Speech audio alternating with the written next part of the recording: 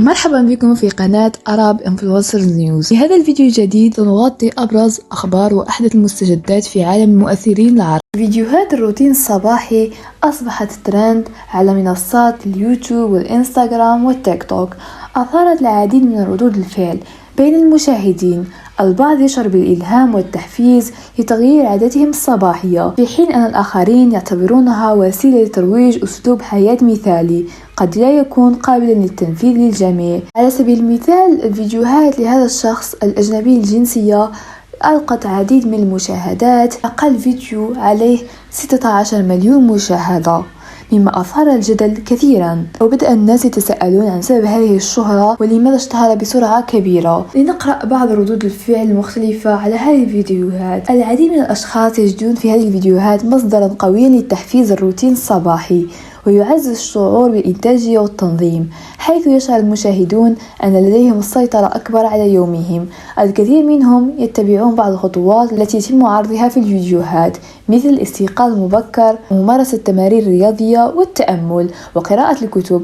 هناك أيضا من يعبرون عن شعورهم بالراحة والهدوء بعد مشاهدة هذه الفيديوهات، حيث يساعد الروتين على تقليل التوتر وزيادة التركيز في المهام اليومية. أما الجانب الآخر، يشعر بعض الأشخاص بالضغط عندما يرون الروتين المثالي الذي يعرضه أصحاب الفيديوهات، خاصة إذا كانت حياتهم اليومية بعيدا عن هذا المثال.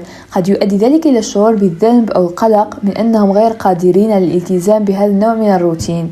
بعض الناس يعبرون عن شعورهم بأن هذه الفيديوهات تروج لأسلوب حياة غير واقعي أو مثالي لا يتناسب مع الجميع. وهناك أيضا من يعتبرون الفيديوهات بمثابة ترند اجتماعي يدفعهم للمشاركة والانخراط في مواضيع جديدة. في بعض الحالات يشترك الأشخاص في هذه الفيديوهات فقط ليتماشى مع الترند العام على الإنترنت، مما يعزز من شعبية هذه الظاهرة. وبعض المشاهدين يشعرون بأن الفيديوهات تقدم لهم أفكار جديدة لتحسين حياتهم اليومية، مثل تخصيص وقت للراحة، الاعتناء بالنفس، أو التركيز على الصحة النفسية والجسدية. بالمجمل، فيديوهات الروتين الصباحي أصبحت جزءا من ثقافة الإنترنت الحالية، وتمكنت من إلهام الكثيرين، لكن في نفس الوقت نفسه من المهم أن نفهم أن لكل شخص روتينه الخاص الذي يناسبه. برأيي الشخصي، هذه ليست إلا حيلة من أجل أن يجذبون المتابعون، من أجل أن يشتركوا في كورساتهم الخاصة بالربح من الإنترنت من غير تعب. ما رأيكم أنتم حول هذا الترند؟